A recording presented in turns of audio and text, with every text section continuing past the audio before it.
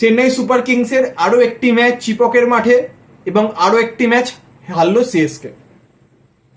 CSK আর চিপক এই দুটো term অনেক পপুলার টার্ম। কারণ হচ্ছে সিএসকে কে চিপকের মাঠে হারানো মানে অনেক বড় ব্যাপার ছিল। কিন্তু এই বছরে যে কারোর ক্ষেত্রে সব থেকে সহজ বিষয় হচ্ছে চিপকে গিয়ে সিএসকে কে হারানো।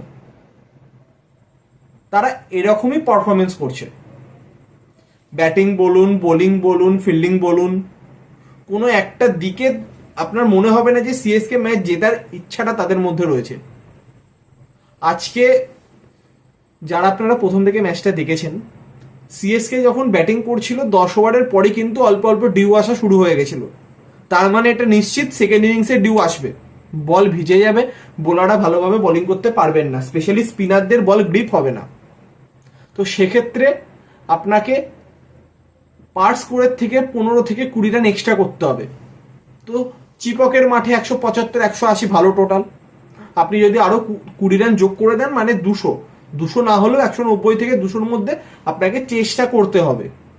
কিন্তু সেইখানে সিএসকে পার স্কোরের থেকে 20 রান কম বা তারও বেশি কম, 154-তে তারা অল আউট হয়ে গেছে। তার মানে আপনি অলরেডি ম্যাচ থেকে 40% পিছিয়ে গেলেন। তারপর আপনি আসেন বোলিং করতে। বোলিং করতে এসে আপনি যদি আপনার মেন স্পিনার যদি একটা ওভারে এসে যদি 2টো নো বল করে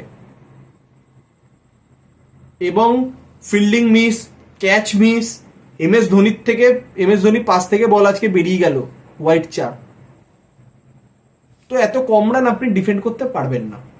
তো সেম জিনিসটাই আজকে সিএসকে এর সাথে হয়েছে এবং এর সাথে সাথে এই বছর প্লে অফে যাওয়ার কোনো আশাই আর তাদের নেই। ম্যাথামেটিক্যালি অতি অবশ্যই আরো 5টা ম্যাচ তাদের বাকি, জিতলে তারা 14 পয়েন্ট অব্দি যেতে পারবে, কিন্তু সেটা ম্যাথামেটিক্যালি। কিন্তু আপনি যদি বাস্তবে দেখেন হবে না। রাজস্থানে ছিটকে গেছে টুর্নামেন্ট থেকে, সিএসকেও ছিটকে গেল টুর্নামেন্ট থেকে এবং এখনো অব্দি নিজেদেরকে টিকিয়ে রাখলো হায়দ্রাবাদ। তো শুরুতেই প্যাট কামিন্স টস জিতে বোলিং করার সিদ্ধান্ত নিয়েছিলেন। প্রথমে ব্যাটিং করে 154 করে সিএসকে, তাদের মাইত্রী 30 করেন, জাডেজা 21, ব্রেভিস 42, হুডা 22, আর বাকি কারোর রান ডিসকাস করার মতো নয়। তো যতক্ষণ ব্রেভিস ব্যাটিং করছিল ততক্ষণ মনে হচ্ছিল যেন সিএসকে 180 190-এর দিকে যাচ্ছে, কিন্তু ব্রেভিস যখনই আউট হয়ে গেল 42 রানের মাথায় এবং বিশ্বমানের ক্যাচটি নিল কামিন্ডু মেন্ডিস, তারপর থেকেই সিএসকে ব্যাটিং পুরো ধসে গেল। এবং হর্ষল প্যাটেল দুরন্ত বোলিং করেন, তিনি 4টি উইকেট নেন। 155 চেস করতে নেমে 18 ওভার 4 বলে 5 উইকেট হারিয়ে রান তুলে না হায়দ্রাবাদ। শুরুতে কিন্তু Abhishek Sharma Travis head out হয়ে গেছিল, কিন্তু আজকে ঈশান কিষান গুরুত্বপূর্ণ 44 রানের ইনিংস খেলেন। তারপর অনিকেতের একটি ছোট ইনিংস আসে, তারপর বাকি কাজটা করে দেন কামিন্ডু মেন্ডিস এবং নীতিশ। এখানে যদি আমরা দেখি, কামিন্ডু মেন্ডিস 22 বলে 32 নট আউট এবং নীতিশ 13 বলে 19 নট আউট। এখানে কামিন্ডু মেন্ডিস বোলিংয়ে একটি উইকেট নিয়েছেন, ব্যাটিংয়ে 32 রান করেছেন এবং ফিল্ডিংয়ে যে ক্যাচটি তিনি নিয়েছেন ব্রেভিসের,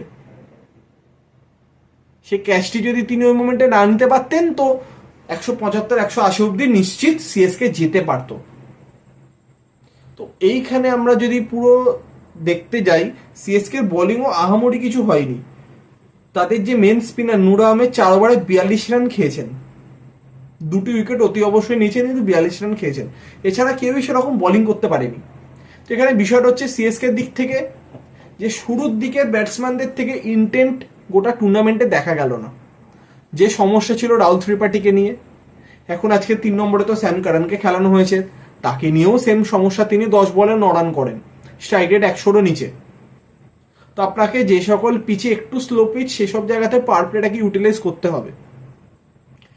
একটা সিদ্ধান্ত তারা খুব ভালো নিয়েছে, ওপেনিংয়ে রশিদ এবং মাইত্রীকে নামিয়ে দেয়া। দুজনেই ইয়ং প্লেয়ার, 2-1টা ম্যাচ টালমাটাল গেলেও লং টার্ম বেসিসে তারা ভালো পারফরমেন্স দেবে। কিন্তু 3 নম্বর পজিশনটা খুব গুরুত্বপূর্ণ এবং সেইখানেতে কোনো প্লেয়ার সিএসকে ভালো খেলতে পারছে না। তো এইটা একটা মূল সমস্যা। এবার এই সমস্যার কি সমাধান তারা বার করতে পারে নেক্সট সিজনের জন্য, সেটা হচ্ছে বড় একটা প্রশ্ন। এই সিজন কার্যত তাদের আশা শেষ, তারা অতি অবশ্যই চাইবে আগামী ম্যাচগুলি জিতে কোনো রকমের সিজনটাকে শেষ করা।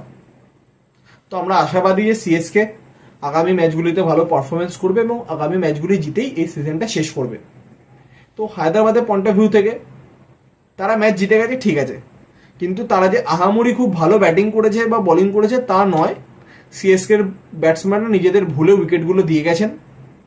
তো এখানেও আবারও হায়দ্রাবাদের ব্যাটিং যেদিন চলবে সেদিনকেই তারা জিতবে, নইলে জিতবে না। আজকে লো স্কোর ছিল, তাও ওপর থেকে ব্যাটিং কোলাপস হয়েছিল। ঈশান কিষান আজকে 44 করেছিল, লাস্টে কামিন্ডু মেন্ডিস আর নীতিশের পার্টনারশিপের জন্য আজকে ম্যাচটা তাদের বেরিয়ে গেছে। কিন্তু ম্যাচটা বেরোলেও প্লে অফসে যাওয়ার যে আশা তাদেরও যে খুব আছে তা নয়, তাও তাদের চান্সেস কিছুটা একটু বেশি।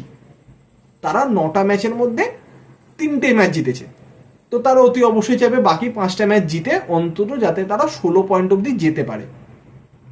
তো তারা সেই মাইন্ডসেটেই চেষ্টা করবে আগামী ম্যাচগুলিতে পারফরমেন্স করার। তো এই ছিল চিপকের মাঠে আজকে সিএসকে ভার্সেস এসআরএইচ ম্যাচের আপডেট। তো আগামীকাল ইডেন গার্ডেন্সে কেকেআর এর must win game against Punjab, Ajinkya Rahane versus Shreyas Iyer. তো কালকে কেকেআর এর ডু অর ডাই ম্যাচ, হেরে গেলে কেকেআরও এই বছরের মতো টাটা বাই বাই হয়ে যাবে।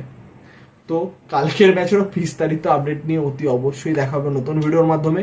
তো এখনকার মতো এতটাই।